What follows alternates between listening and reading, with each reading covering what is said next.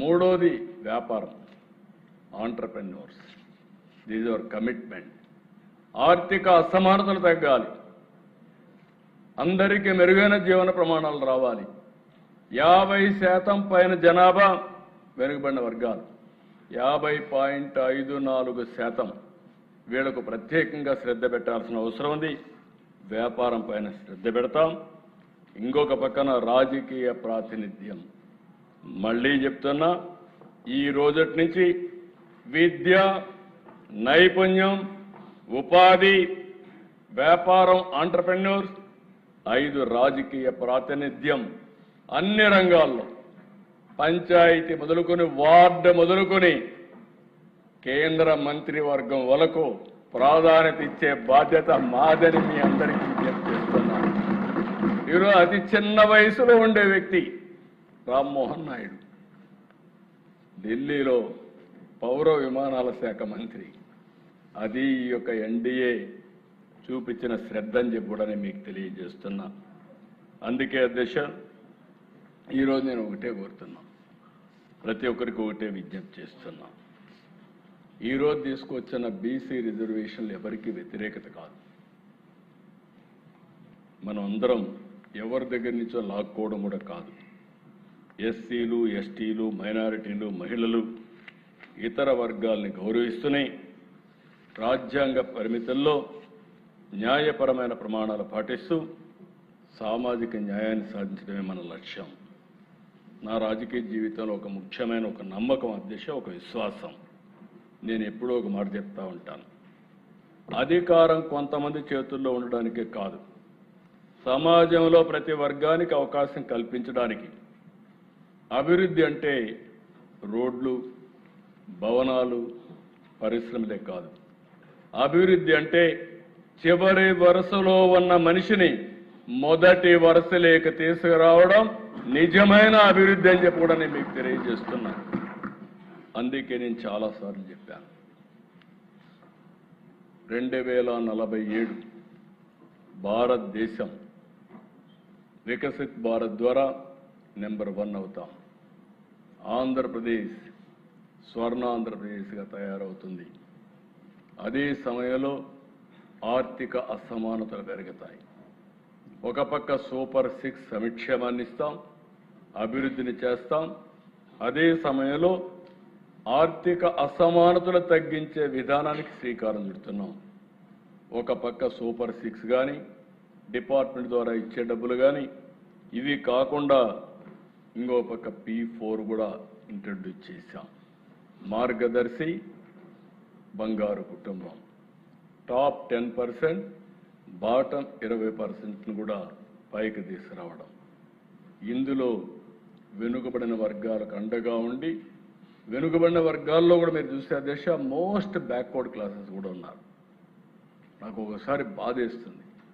గంగిరెద్దులని, పూసల వాళ్ళని, ఇలాంటి వాళ్ళు మీరు చూస్తే నిద్ర లేస్తే ఊర్లన్నీ తిరుగుతూ కనీసం స్థిర నివాసం లేని వ్యక్తులు ఉన్నారు అధ్యక్ష. ఈ రాష్ట్రంలో అలాంటి వాళ్ళు కూడా ఉన్నారు.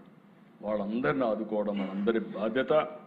అందుకే ఈరోజు ఈ సభ సాక్షిగా చెప్తున్నా, చట్టబద్ధంగా, రాజ్యాంగబద్ధంగా, న్యాయబద్ధంగా బీసీలకు న్యాయం జరిగే వరకు వారికి అండగా ఉంటామని మరొక్కసారి మీ అందరికీ విజ్ఞప్తి చేస్తున్నా.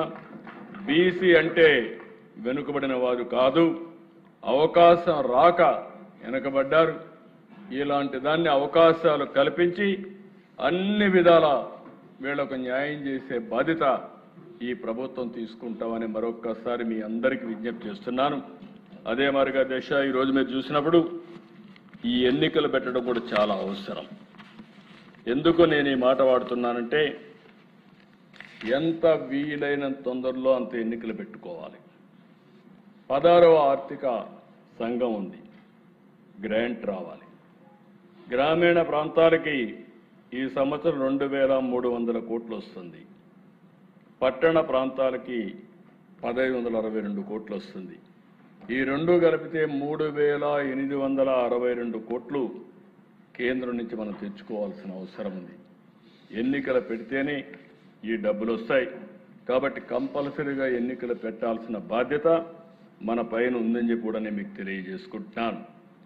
అందుకే ఈ కుండే మెంబర్స్ అందరినీ కోరుతున్నా, ఏదైతే స్థానిక సంస్థల ఎన్నికల్లో కూటమి తరపున అందరినీ కోరుతున్నా, సరైన అభ్యర్థుల్ని ఎంపిక చేయండి, సరైన నాయకత్వాన్ని ప్రోత్సహించండి, భావి తరాలకు అవసరమైన నాయకత్వాన్ని తయారు చేసే బాధ్యత మీది. అలాంటి బలమైన పునాదులేసి వెనుకబడిన వర్గాల నుంచి ఒక మంచి నాయకత్వానికి శ్రీకారం చుట్టే విధంగా ఈరోజు మనం తీసుకున్న 3 నిర్ణయాలు మళ్ళీ రిపీట్ చేస్తున్నా. గ్రామీణ స్థానిక సంస్థల్లో 34%, పట్టణ స్థానిక సంస్థల్లో 33.33% రిజర్వేషన్ని ఈ కేబినెట్ ఆమోదించింది. ఈ సభ కూడా ఆమోదించవలసిందిగా మిమ్మల్ని అందరినీ కోరుతున్నా. పూర్తి సహకారాన్ని వరుసగా ప్రతి ఒక్కరికి విజ్ఞప్తి చేస్తున్నాను. ఇలాంటి హిస్టారికల్ సమయంలో అపోజిషన్ వస్తుంది అనుకున్నాను. ఇది ఒక హిస్టారికల్ సమావేశం అధ్యక్ష. మనందరి బాధ్యత. ప్రివిలేజ్ మాత్రం కావాలి, బాధ్యతలు మాత్రం నిర్వహించడానికి అవసరం లేదు. మొన్న నేను చూశాను అధ్యక్ష, ఇండిపెండెన్స్ డే ఫ్లాగ్ హాయిస్టింగ్, ఇది నవ్వులాట కాదు, సీరియస్ ఇష్యూ. చిన్నప్పటి నుంచి ఎందుకు ఆగస్టు 15 వస్తానే చిన్న పిల్లల దగ్గర నుంచి జాతీయ జెండా ఎగరేస్తాం. ఏంటి? దేనికోసం? స్ఫూర్తి కోసం. స్ఫూర్తి దేనికి? దేశభక్తి కోసం. దేశభక్తి లేకపోతే అధ్యక్ష, స్వాతంత్రం కోసం మనం కోసం పోరాడిన నాయకుల యొక్క స్ఫూర్తి ఏం కావాలని అడుగుతున్నాం. మనం స్వాతంత్రాన్ని కోసం పోరాడలేదు, స్వాతంత్ర తర్వాత పుట్టాం, కానీ వాళ్ళ త్యాగాలు తెలియవు. కానీ చదువుకోనైనా సరే దేశభక్తిని పెంచుకోకపోతే ఏమనాలని చెప్పి మిమ్మల్ని అడుగుతున్నాం. రెండోది అధ్యక్ష, అలాగే రాబోయే రోజుల్లో ఎక్కడ కూడా అస్థిరత్వత లేకుండా స్థిరమైన పాలన ఇవ్వడానికి కార్పొరేషన్లో, మున్సిపాలిటీల్లో డైరెక్ట్ ఎలక్షన్స్కి శ్రీకారం చుడుతున్నాం. ఇది ఒక గేమ్ చేంజర్గా తయారవుతుంది. పట్టణ అభివృద్ధిలో ఇది ఒక కీలక మలుపు అని చెప్పి మీకు అందరికీ తెలియజేస్తున్నా. మూడోది, జిల్లాలు విభజన జరిగాయి. రాజ్యాన్ని అంటే అధికారాన్ని వికేంద్రీకరణ చేశాం. కానీ 13 జిల్లాల నుంచి పరిపాలిస్తున్నాం.